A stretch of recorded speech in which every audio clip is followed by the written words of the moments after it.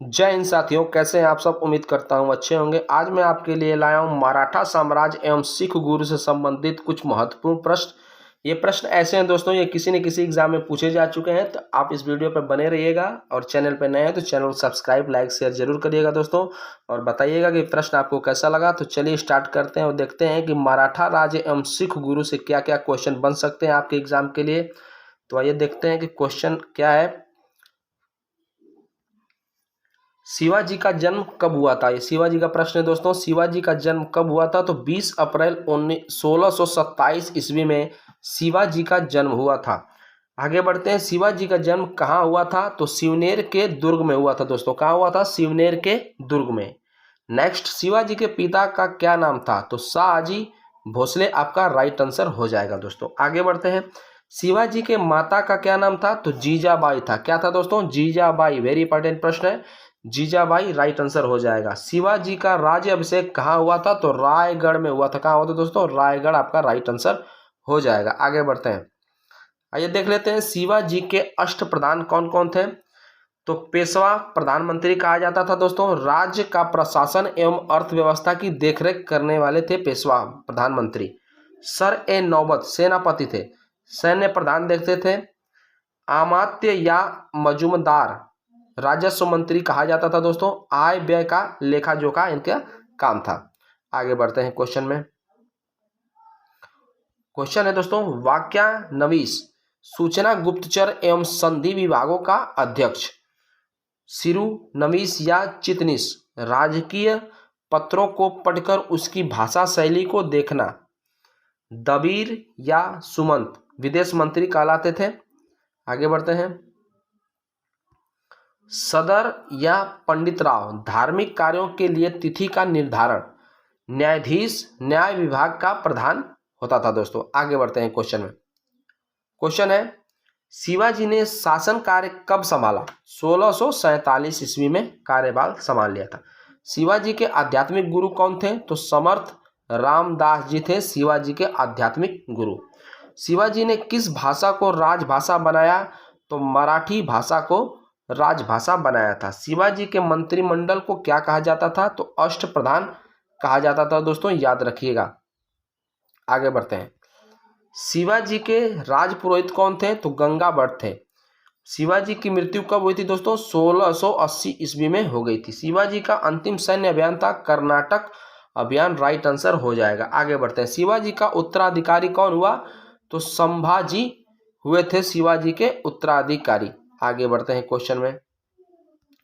Question है दोस्तों, मराठों ने सर्वप्रथम किसके अधीन कार्य का प्रशासनिक अनुभव प्राप्त किया। तो देवगिरी के यादवों के अधीन। गुरिल्ला युद्ध का पथ प्रदर्शक कौन था। तो शिवाजी थे।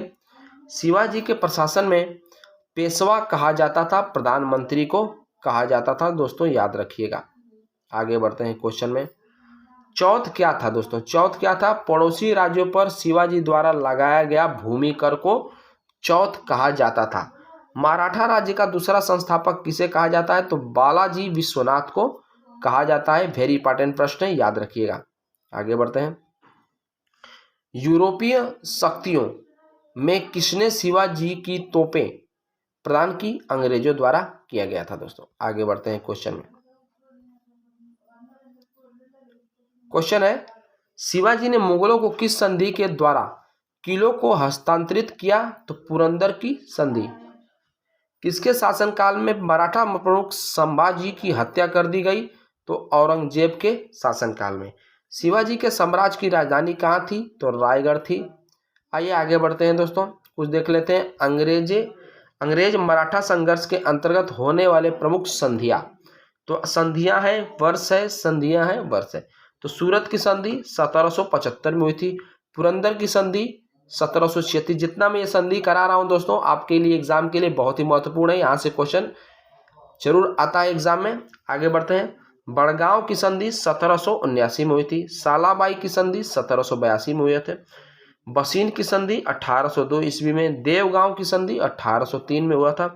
सुरजी अर्जुनंगा की संधि हुई थी दोस्तों 1803 में हुआ था। राजापुर घाट की संधि 1804 में हुआ था दोस्तों, याद रखिएगा। आगे बढ़ते हैं। नागपुर की संधि दोस्तों 1816 ईस्वी में, ग्वालियर की संधि 1817 में, और पूना की संधि हुई थी दोस्तों 1817 में, और मंदसौर की संधि हुई थी 1818 में। आगे बढ़ते हैं। पानीपत की तीसरी लड़ाई 1761 ईस्वी में किनके बीच हुई थी? तो आपका राइट आंसर हो जाएगा पेशवा बालाजी बाजीराव द्वितीय और अहमद शाह अब्दाली के बीच पानीपत की तीसरी लड़ाई जो कि 1761 ईस्वी में हुआ था, इनके बीच हुआ था दोस्तों। इसको आप लोग याद रखिएगा। आगे बढ़ते हैं क्वेश्चन में।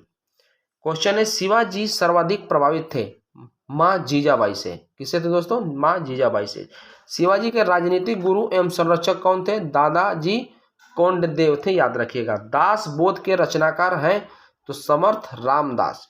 लॉर्ड वेल्सली की सहायक संधि को स्वीकार करने वाला पहला मराठा सरदार था तो पेशवा बाजीराव द्वितीय आपका राइट आंसर हो जाएगा दोस्तों। आगे बढ़ते हैं क्वेश्चन में। क्वेश्चन है वह कौन सा नायक था जिसे बीजापुर के सुल्तान ने 1659 ईस्वी में शिवाजी को जिंदा या मुर्दा पकड़कर लाने के लिए भेजा था? तो अफजल खान आपका राइट आंसर हो जाएगा। शिवाजी मुगलों की कैद से भागने के समय कौन से नगर में कैद थे? तो आगरा में कैद थे। आगे बढ़ते हैं क्वेश्चन में। क्वेश्चन है ग्वालियर राज्य की स्थापना किसने की थी? तो जीवाजी राव सिंधिया ने किया था। आगे बढ़ते हैं क्वेश्चन में। क्वेश्चन है एक इतिहासकार ने पानीपत की तीसरी लड़ाई को स्वयं देखा, वह कौन था? तो काशीराज पंडित थे।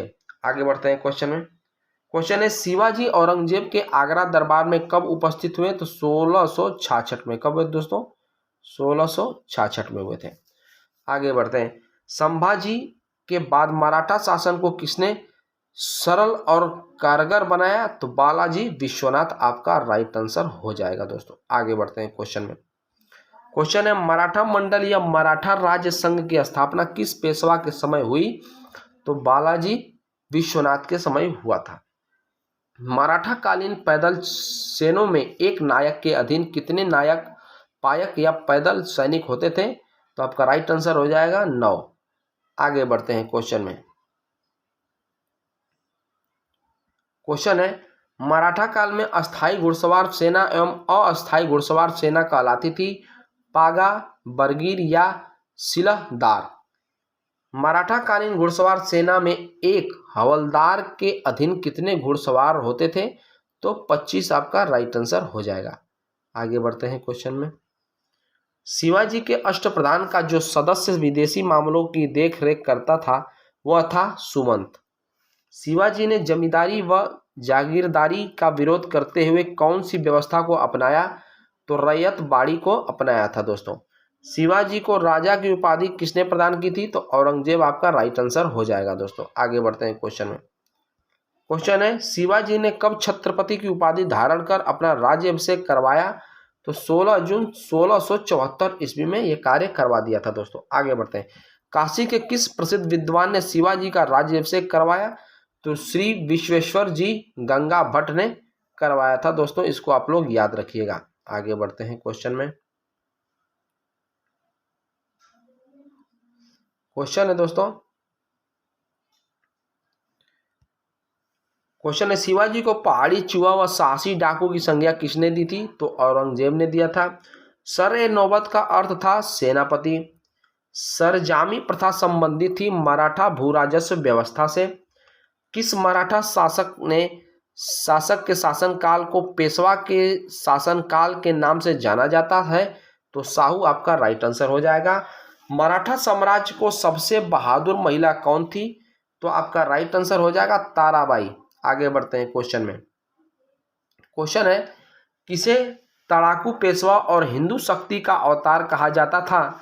तो बाजीराव प्रथम को यह कहा जाता था। किसने पुर्तगालियों से सालसेट एवं पेशिन के द्वीपों को छीना? तो बाजीराव प्रथम आपका राइट आंसर हो जाएगा दोस्तों। आगे बढ़ते हैं। किसके समय में मराठा शक्ति अपने चरमोत्कर्ष पर पहुंची तथा साथ ही मराठा शक्ति का पतन भी आरंभ हुआ? तो बालाजी बाजीराव के समय। किस मराठा सरदार ने 1758-59 में पंजाब विजय किया? तो रघुनाथ राव ने किया था दोस्तों। आगे बढ़ते हैं। क्वेश्चन है शिवाजी के बाद किसने गुरिल्ला युद्ध का संचालन किया? तो बाजीराव प्रथम ने किया था। किस मराठा पेशवा को मैकियावेली कहा जाता था? तो नाना फडणवीस को मैकियावेली कहा जाता था। किसने पानीपत के तृतीय युद्ध में संगठित मराठा सेना को नेतृत्व किया? तो सदाशिवराव भाऊ ने किया था दोस्तों। किसे अंतिम महान पेशवा कहा जाता है? तो माधवराव को कहा जाता है। मराठा साम्राज्य का अंतिम पेशवा था तो बाजीराव द्वितीय था दोस्तों। आगे बढ़ते हैं क्वेश्चन में। क्वेश्चन है कि किसने शासन काल में प्रथम आंग्ल मराठा युद्ध हुआ? तो माधवराव नारायण के समय में शासन काल में। किस मराठा सरदार सेना का गठन यूरोपीय ढंग से किया? तो महदाजी सिंधिया ने किया था। तृतीय आंग्ल मराठा युद्ध के दौरान सबसे अंतिम संधि थी तो कानपुर की संधि सबसे अंतिम थी। पानीपत के तृतीय युद्ध में मारे जाने वाले दो महत्वपूर्ण मराठा सैन्य सरदार थे तो विश्वास राव एवं सदाशिव राव भाऊ थे। मराठा सचिवालय कहलाता था फाद। आगे बढ़ते हैं क्वेश्चन में। क्वेश्चन है किसने कहा है कि मराठों का उदय आकस्मिक अंगनी कांड की भांति हुआ? तो ग्रांड डफ ने कहा था। किसने पूर्ण सुरक्षा का वचन प्रदान कर शिवाजी को मुगल दरबार में उपस्थित होने के लिए राजी किया? तो राजा जय सिंह ने किया था दोस्तों।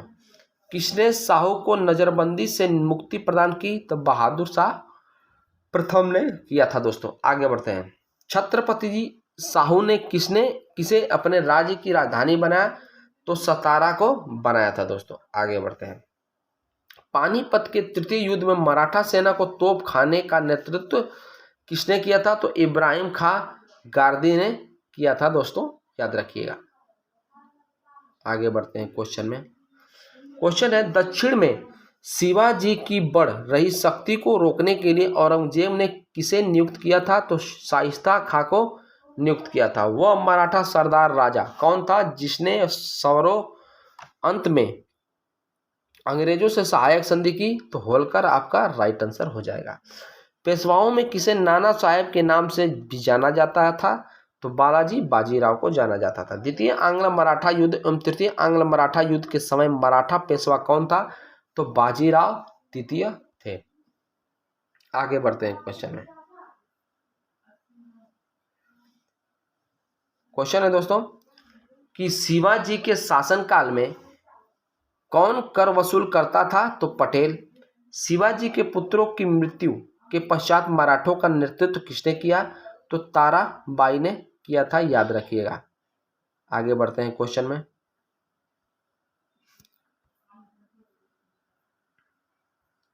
क्वेश्चन में आगे बढ़ते हैं दोस्तों। क्वेश्चन है कि भोसले कहाँ के शासक थे? तो आपका राइट आंसर हो जाएगा दोस्तों ऑप्शन नागपुर के शासक थे भोसले। प्रथम आंग्ल मराठा युद्ध के समय भारत का गवर्नर जनरल कौन था? तो वारेन हेस्टिंग था।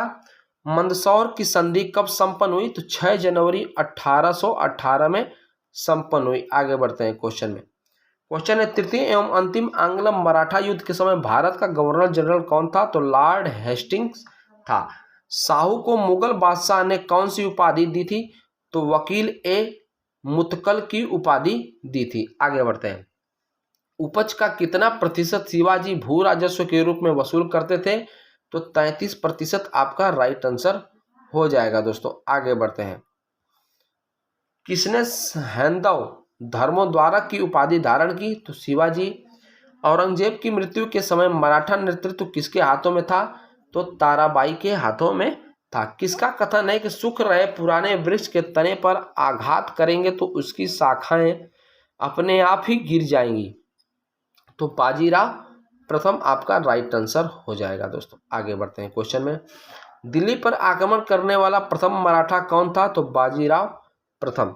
मुगल और मराठों के बीच संघर्ष किसके शासनकाल में शुरू हुआ? तो शाहजहां के शासनकाल में शुरू हुआ। मुगलों के अधीनता किसने स्वीकार कर ली? तो साहू ने स्वीकार कर ली थी। पेशवाई को कब समाप्त किया गया था? तो 1818 में समाप्त किया गया था। आगे बढ़ते हैं। क्वेश्चन है सिख संप्रदाय की स्थापना का श्रेय किसे है? तो प्रथम गुरु नानक को है।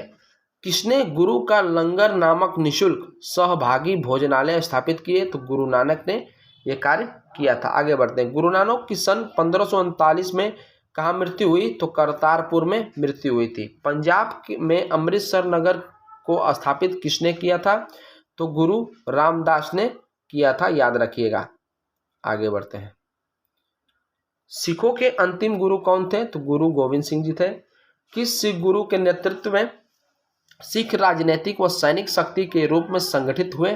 तो गुरु गोविंद सिंह के हुए थे दोस्तों। किन सिख गुरुओं को तत्कालीन शासकों द्वारा मृत्युदंड दिया गया था? तो गुरु अर्जुन देव और गुरु तेग बहादुर को दिया गया था दोस्तों, इसको आप लोग याद रखिएगा। आगे बढ़ते हैं। किस सिख गुरु ने विद्रोही राजकुमार खुसरो की सहायता धन एवं आशीर्वाद से की थी? तो गुरु अर्जुन देव राइट आंसर हो जाएगा। किस वर्ष वैसाखी के दिन 13 अप्रैल को गुरु गोविंद सिंह ने खालसा पंथ की नींव रखी? तो 1699 आपका राइट आंसर हो जाएगा दोस्तों। आगे बढ़ते हैं। क्वेश्चन है किस सिख गुरु ने साधु वेश त्याग कर राजसी वेश पहनना प्रारंभ किया? तो गुरु अर्जुन देव।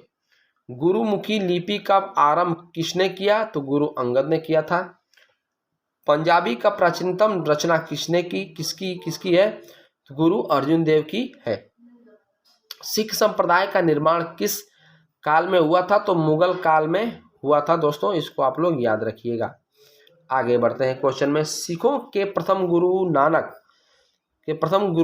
किस मुगल बादशाह के समकालीन थे? तो बाबर और हुमायूं। किस सिख गुरु द्वारा सिख ग्रंथ आदि ग्रंथ का संकलन किया गया? तो गुरु अर्जुन देव के आदि ग्रंथ का संकलन किया गया था। किस सिख गुरु ने गुरु नानक की जीवनी लिखी थी? तो गुरु अर्जुन देव राइट आंसर हो जाएगा। आगे बढ़ते हैं। किस सिख गुरु ने धर्म के रक्षार्थ सिखों को सैनिक बनाने का कार्य प्रारंभ किया? तो गुरु गोविंद ने। आगे बढ़ते हैं। आनंदपुर नगर की स्थापना किस सिख गुरु ने की थी? तो गुरु तेग बहादुर आपका राइट आंसर हो जाएगा। किस सिख गुरु को बकला द बाबा कहा जाता था? तो तेग बहादुर आपका राइट आंसर हो जाएगा दोस्तों। आगे बढ़ते हैं क्वेश्चन में। किस सिख गुरु ने फारसी में जफरनामा, क्या दोस्तों क्वेश्चन, जफरनामा लिखा था? तो गुरु गोविंद सिंह ने। किस भाषा में? क्वेश्चन यहाँ पे बन रहा है दोस्तों, किस भाषा में? फारसी भाषा में लिखा गया था जफरनामा। और किसने लिखा था दोस्तों? गुरु गोविंद सिंह ने जफरनामा लिखा था दोस्तों, फारसी भाषा में। आगे बढ़ते हैं।